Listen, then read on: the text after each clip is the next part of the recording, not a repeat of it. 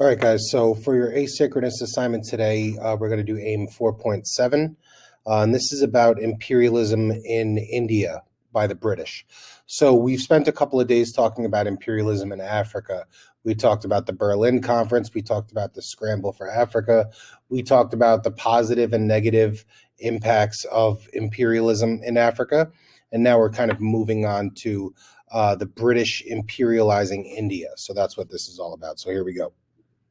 I'm gonna go through this relatively quickly. So if you guys need to, you can pause and kind of take down the notes. But other than that, we're gonna kind of blast through this. So here we go.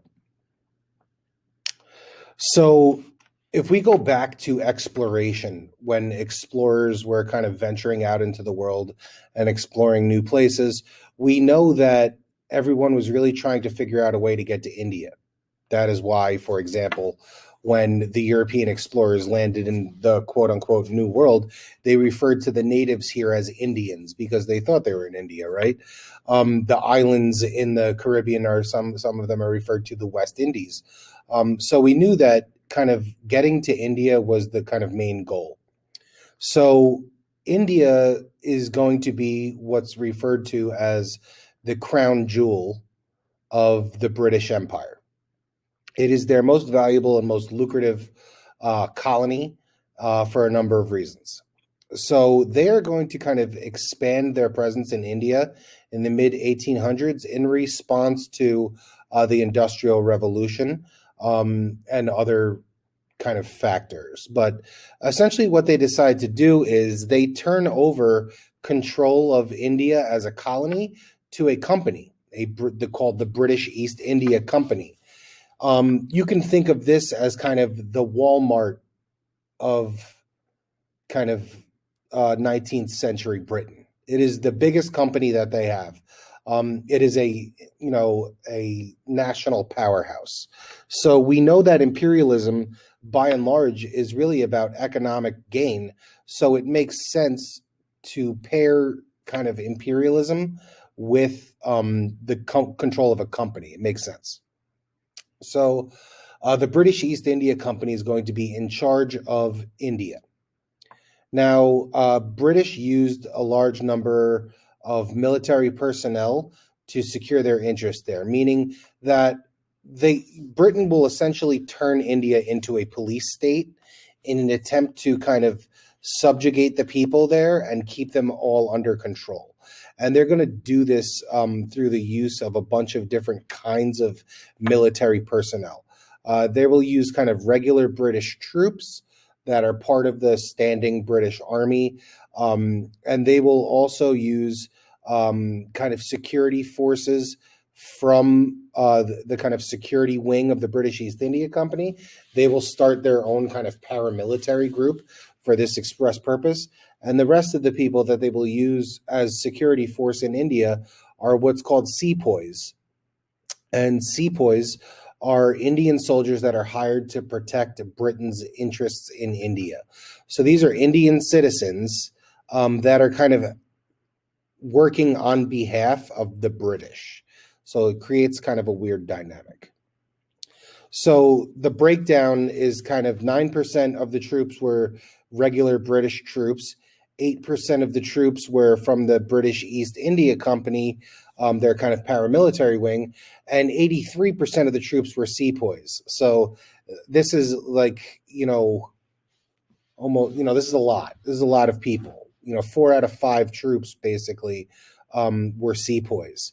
So the element of kind of social Darwinism that existed where,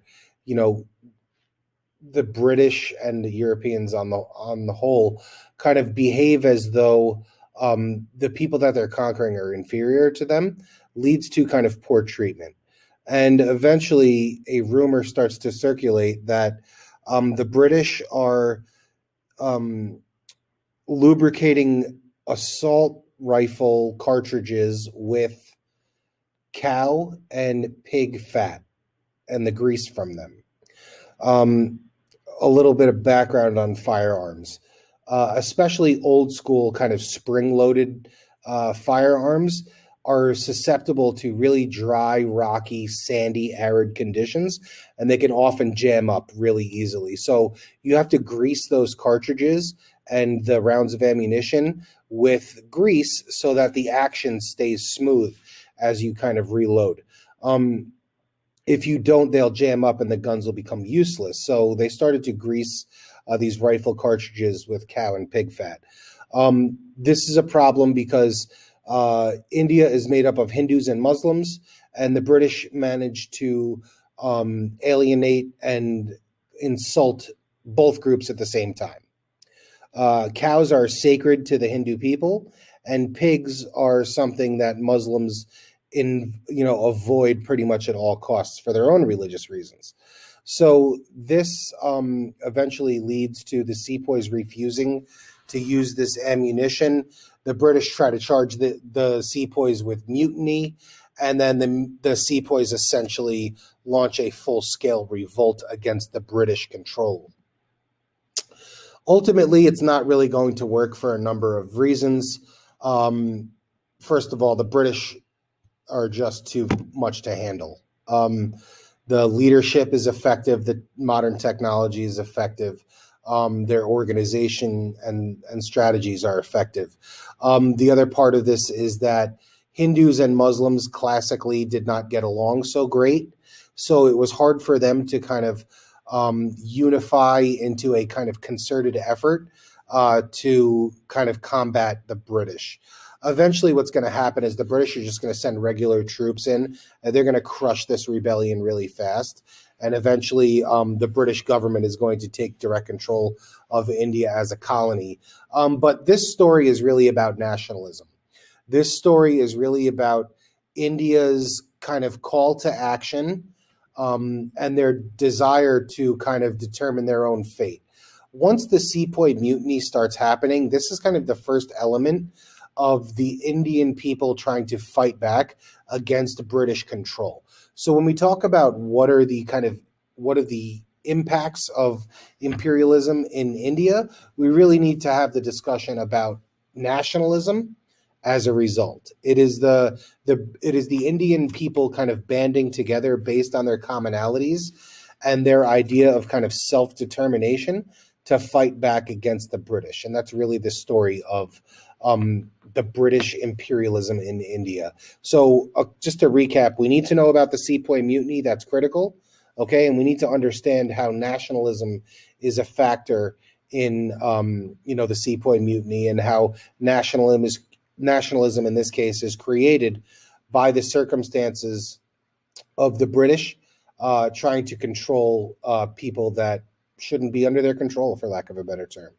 So that's the important part. So what you guys are going to do for your classwork for the asynchronous assignment is you're going to use a section of the textbook, and you're going to answer some questions on a worksheet. And basically these questions are related to what are the positive impacts of imperialism in India, and what are the negative impacts of imperialism in India, and then some other follow-up questions. We did a similar exercise with regard to Africa. So we're going to kind of approach it from the same perspective here with India. So there's no virtual office hours today because today is also Parent-Teacher Conference Day. So if anyone has questions or needs help with the assignment, be sure to send me an email and I'll try to get back to you real quick. So other than that, enjoy the rest of your asynchronous Wednesday. Enjoy your long weekend, and I'll see you guys back here again on Monday. Have a good one.